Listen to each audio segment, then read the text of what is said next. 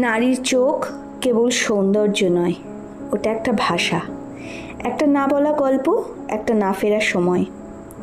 ও চোখে তুমি দেখবে অপেক্ষা, হারিয়ে যাওয়া মানুষদের স্মৃতি, আর একটা গভীর নীরবতা যেটা কেউ বোঝে না, কেউ জিজ্ঞাসাও করে না। ও চোখ হেসে যায় যখন মনটা ভেঙে পড়ে, ও চোখ ঝলসে ওঠে যখন হাজারটা না শুনেও সে এগিয়ে যায়। নারীর চোখে তুমি খুঁজে পাবে নিজেকে গুছিয়ে নেওয়ার ইতিহাস, নিজেকে হারিয়ে আবার ফিরে আসার সাহস, আর এক চিলতে আলো যেটা তাকে প্রতিদিন নতুন করে বাঁচায়। তাই কোনোদিন কোনো নারীর চোখে জল দেখলে ভেবো না সে ভেঙে পড়েছে।